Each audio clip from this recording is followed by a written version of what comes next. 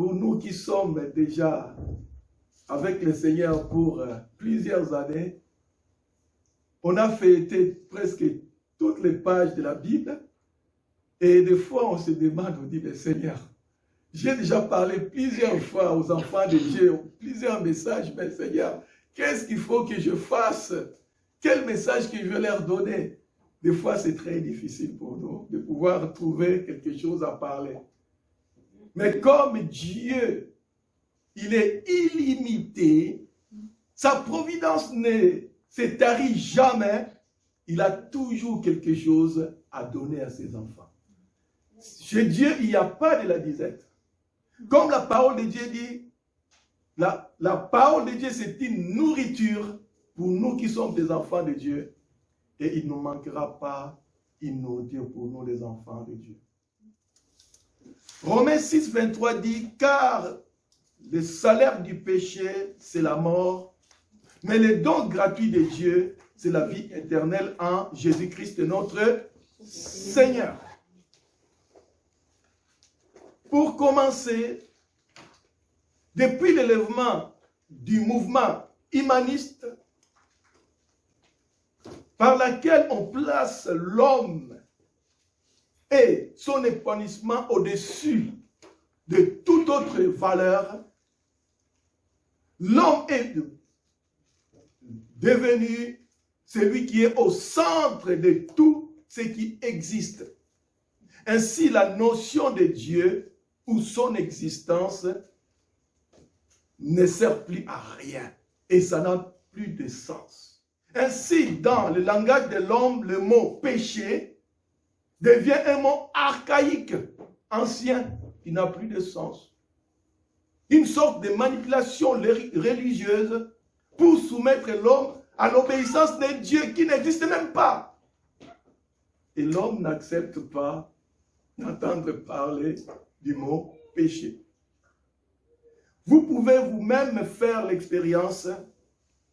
Aujourd'hui, lorsqu'un homme fait quelque chose qui est mal aux yeux de Dieu, dans sa conscience, il n'a même pas la notion de péché. Pour lui, le péché, ça lui échappe complètement. Parce que le mot péché, tel que nous connaissons jusqu'alors, le mot veut dire offenser Dieu. Et si une personne ne connaît pas Dieu, pour lui, Dieu n'existe pas. Alors tu lui dis que tu as péché. Il dit, je pêche contre qui? Nous pouvons dire tout simplement pour nous qui croyons en Dieu, le péché est la transgression de la loi de Dieu. Pour nous qui croyons en Dieu. Mais pour la personne qui ne croit pas en Dieu, pour elle, le péché n'existe pas. Le péché n'est pas seulement la transgression de la loi de Dieu ou encore désobéir à Dieu. Pour comprendre bien les choses, nous pouvons aller au commencement des choses. Et le commencement des choses, nous les trouvons dans le livre de Genèse. Genèse 1, 26-27 dit, c'est Dieu qui parle.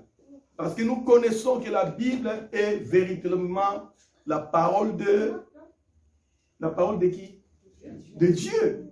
Et donc, nous croyons que notre foi est basée sur la Bible et que ce que la Bible dit est vérité.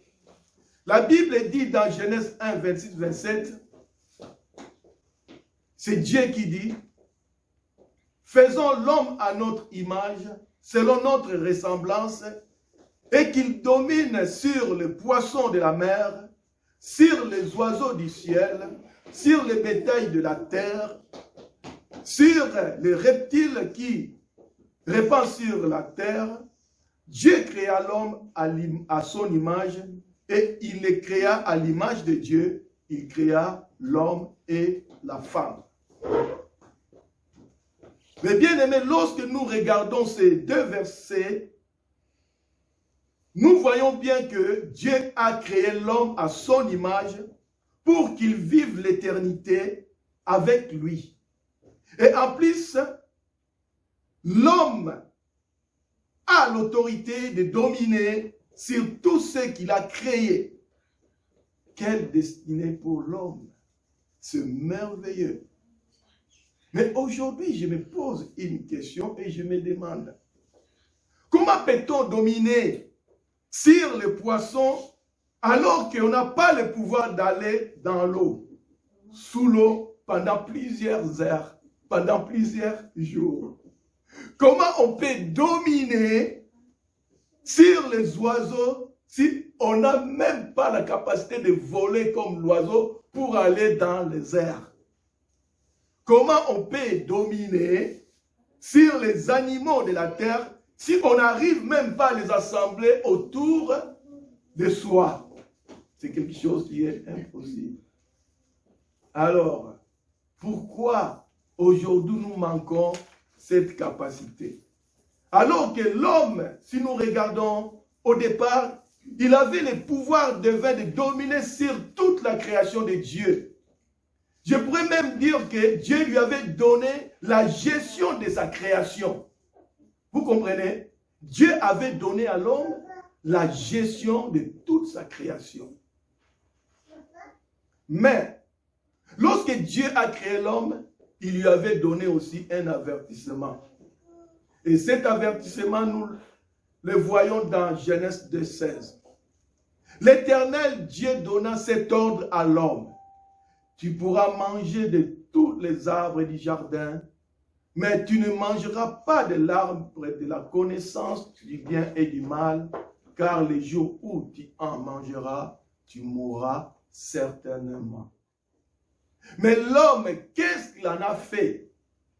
L'homme a désobéi à Dieu en mangeant les fruits de la connaissance du bien et du mal que nous trouvons, si vous voulez lire chez vous, dans Genèse 3, 1 à 6. Mes bien-aimés frères et sœurs, depuis ce jour, l'Esprit de Dieu quitta l'homme. Et qu'est-ce qui s'est passé après? Le péché entrant en lui et il perdit sa nature divine. L'homme ne pouvait plus avoir le pouvoir qu'il avait avant de pouvoir dominer sur toute la création de Dieu. Le péché vient s'attacher à lui et il a perdu tout. Tout. Mais bien aimé, beaucoup de personnes, lorsqu'on parle du péché, ils pensent seulement les actes qui transgressent Dieu. Mais moi, je vais vous parler aujourd'hui du péché qui n'est pas les actes qui transgressent Dieu, mais le péché est la nature de l'homme sans Dieu. Cette nature est aussi appelée la nature charnelle. L'homme est devenu esclave de cette nature qu'on appelle le péché. Alléluia. C'est pour cela, une fois je vous avais posé la question, qu'est-ce qu'il y a la différence entre le péché et les péchés? Le péché est la nature de l'homme sans Dieu. Cette nature s'est attachée à lui juste après la désobéissance à Dieu. Et cette nature l'accompagne jusqu'aujourd'hui. Mais bien aimé, comme je viens de dire, l'homme est devenu esclave du péché. Et nous voyons dans Jean 8, 34, en vérité, je l'ai dit, leur répliqua Jésus, quiconque se livre au péché est esclave du péché. Et comme tout être humain né d'une femme et descendant d'Adam, Adam c'est notre ancêtre commun. Et d'ailleurs même que lorsqu'on regarde la science n'est pas contre la Bible. Et on discutait l'autre fois avec Elisa. La science ne fait qu'étayer beaucoup de choses que l'homme ne comprenait pas avant. Et les vrais scientifiques ne sont pas athées. Les vrais scientifiques croient à l'existence d'un être suprême qui a créé toutes choses. Et qui sont ceux qui s'opposent à l'existence de Dieu? Ceux qui touchent la lettre. C'est des philosophes ou des littéraires. Mais les vrais scientifiques, si vous regardez dans cette palmarès, la plupart des grands scientifiques ont dit qu'il y a un créateur de toutes choses, puisqu'il n'y a pas de hasard. Tout est bien conformé et ce n'est pas le fruit de hasard, il y a une force ou quelque chose qui a créé toutes choses cela. Et plusieurs disent que c'est Dieu. Alléluia. La science a prouvé que tous les êtres humains qui peuplent la terre, ils viennent d'une seule personne. Et c'est pour cela, génétiquement parlant, nous tous, nous avons le même patrimoine. Et d'ailleurs, mes bien-aimés, je suis noir et ma mère est noire, mais je suis votre frère de sang, même naturellement. Nous avons le même patrimoine. Et comme la Bible dit que c'est notre ancêtre commun, c'est Adam, et Adam avait désobéi à Dieu et a hérité cette nature pécheresse que je appelle d'un mot péché. Et nous tous, êtres humains, depuis la création d'Adam jusqu'à ce jour, l'être humain subit cette nature que j'appelle péché. Mais bien aimé, il est dit dans la parole de Dieu pour justifier ça, il est dit dans Romains 15, 12, c'est pourquoi, comme par un seul homme le péché est rentré dans le monde, par le péché la mort, c'est ainsi, c'est étendu sur tous les hommes, parce que tous ont péché. Nous avons péché parce que notre ancêtre a péché et cette nature, on ne peut pas l'enlever. Est attachée à nous. Vous comprenez? C'est une nature. Le péché, c'est une nature de l'homme sans Dieu. Et il est écrit aussi dans Romains 3, 23, car tous ont péché, ils sont privés de la gloire de Dieu. Mais bien aimé, on peut aussi remplacer la gloire de Dieu par la vie éternelle. On peut dire aussi tout simplement, car tous ont péché, ils sont privés de la vie éternelle. Le péché ou la nature charnelle conduit l'homme à faire des choses qui sont contraires à la volonté de Dieu. Quoi donc? Sommes-nous plus excellents? Nullement. Car nous avons déjà prouvé que tous, juifs et grecs, sont sous l'empire du péché. Selon qu'il est écrit, il n'y a point de juste, pas même un seul, nul n'est intelligent, nul ne cherche Dieu, tous sont égarés, tous sont pervertis. Il y en a aucun qui fasse le bien, pas même un seul. Leur gosier est un sépulcre ouvert, ils se servent de leur langue pour tromper. Ils ont sous leurs lèvres un venin d'aspic. Leur bouche est pleine de malédiction et d'amertume. Ils ont les pieds légers pour répandre le sang. La destruction et le malheur sont sur leur route. Ils ne connaissent pas les chemins de la paix. La crainte de Dieu n'est pas devant leurs yeux. Mais bien aimé, l'homme qui a la nature du péché ne peut pas obéir à Dieu, mais il peut faire que les choses que Dieu ne veut pas. Ainsi, je peux même dire, l'homme sans Dieu vit selon la convoitise de son âme. C'est-à-dire qu'il est dirigé selon les désirs de son âme et toute sa vie, il vivra selon son âme. La convoitise de l'âme, c'est ce que j'appelle même l'esprit du monde. Et la convoitise de l'âme entraînera toujours l'homme à faire tout ce qui est contraire à la volonté de Dieu. La convoitise de l'âme est aussi le fruit du péché, ou encore l'esprit du monde, comme je vous ai dit. Et la Bible désigne ça par les œuvres de la chair. La parole de Dieu nous dit ceci: or, les œuvres de la chair sont évidentes.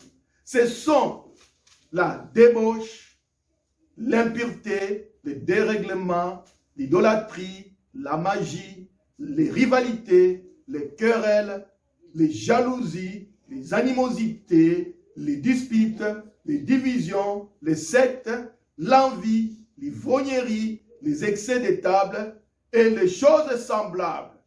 Je vous dis d'avance, comme je l'ai déjà dit, que ceux qui commettent de telles choses n'hériteront point le royaume de Dieu. Mais bien aimés, nous pouvons même remplacer la dernière phrase de ces versets qui est dit: ceux qui commettent de telles choses n'hériteront pas le royaume de Dieu, par ceux qui commettent de telles choses sont privés de la gloire de Dieu. Oui, je vous avais dit l'autre fois, la gloire de Dieu, c'est la manifestation de Dieu et de sa puissance au milieu de nous. Mais la gloire de Dieu est dit aussi, c'est la vie éternelle. Alléluia. Et Dieu, il est glorieux, il a sa gloire, il est éternel. Et celui qui commet de telles choses, le fruit de la chair, ou encore les œuvres de la chair, il ne pouvait pas vivre la gloire de Dieu. Il ne pourra pas rentrer dans le royaume de Dieu. Il ne pourra pas vivre l'éternité. Ok? La parole de Dieu nous dit: n'aimez point le monde, ni les choses qui sont dans le monde.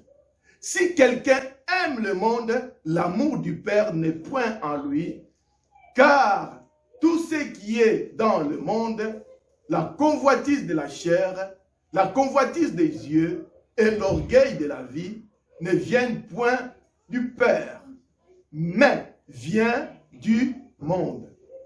Et le monde passe et sa convoitise passera, mais celui qui fait la volonté de Dieu demeure éternellement. Mais bien aimés, ici, dans ces passages, lorsqu'on parle du monde, il ne s'agit pas du monde que Dieu a créé dans sa majesté que nous voyons. Parce qu'il peut y avoir que les gens, lorsqu'ils disent: ah, c'est-à-dire quoi, on n'aime pas le monde, on ne peut rien faire, tout ça, non. Il s'agit ici de l'esprit du monde qui est en opposition avec la volonté de Dieu. Vous comprenez? C'est l'esprit du monde. Lorsque ici on parle du monde, c'est l'esprit du monde qui est en opposition à la volonté de Dieu. Le salaire du péché, c'est la mort. Un salaire, c'est un dû, n'est-ce pas? Si on vous donne votre salaire, ça veut dire que vous avez travaillé et c'est votre droit. Et la parole de Dieu dit ici, et nous ne pouvons pas changer, le salaire du péché, c'est la mort. Donc, le péché a comme récompense la mort. Cette phrase que je viens de dire, le salaire du péché, c'est la mort. Mais bien aimé, il ne s'agit pas de la mort physique. Vous comprenez? Il ne s'agit pas de la mort physique. Mais il s'agit de la mort spirituelle. nous qui sommes des enfants de Dieu, on connaît bien la différence entre la mort spirituelle et la mort physique. La mort physique, c'est lorsque Dieu reprend le souffle de la vie que j'ai aujourd'hui, ce souffle qui vous permet de m'entendre, qui me permet aussi de parler devant vous, le souffle qui vous permet d'être là pour être vivant. Une fois que Dieu l'enlève, vous ne pouvez plus respirer et qu'est-ce qui se passe? Vous allez mourir. C'est ça qu'on appelle la mort physique. Vous êtes inanimé, il n'y a plus rien à faire. Comme la parole de Dieu avait dit après la chute d'Adam et Ève, il avait dit, vous êtes poussière, vous retournerez là, poussière. Donc à ce moment-là, le corps retourne à la poussière. Et entre-temps, qu'est-ce qui se passe après? La parole de Dieu dit, l'esprit retourne à Dieu qui l'a donné. Et l'âme,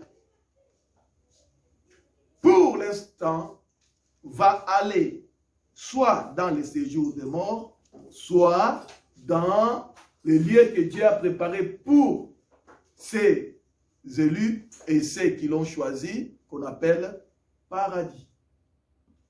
Mais lorsque je parle de la mort spirituelle, il s'agit de la séparation éternelle avec Dieu.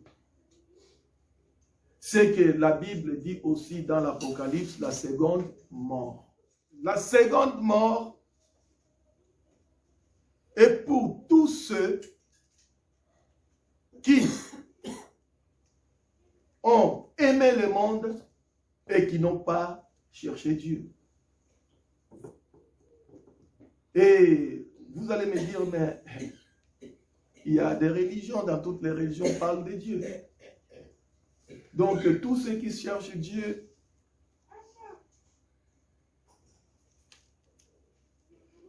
dans n'importe quelle religion, ils auront la vie éternelle. Ah, ça c'est une question. Mais je vous dis clairement, la parole de Dieu dit, il nous a été donné qu'un seul nom pour qu'on soit sauvé, pour qu'on ait la vie éternelle. Ce nom c'est Jésus. Toutes les religions du monde parlent de l'éternité. Parce qu'ils voient que l'homme meurt. Comme dans le cœur de l'homme, Dieu avait donné la pensée de l'éternité, qu'on veuille ou pas, même les gens qui disent que je suis athée, elles sont toutes seules, elles se posent cette question. Après la mort, il y a quelque chose. Tout homme ou tout être humain qui est né d'une femme, il commence la préparation de son éternité maintenant. Tant que je suis vivant, je prépare mon éternité. Et maintenant, posons-nous cette question. Est-ce que Dieu aime la mort de l'homme? Ou encore aime la séparation éternelle de l'homme avec lui? Non. Car le salaire du péché, c'est la mort. Mais le don gratuit de Dieu, c'est la vie éternelle en Jésus-Christ, notre Sauveur ou Seigneur. Et bien aimés, on s'arrête là aujourd'hui.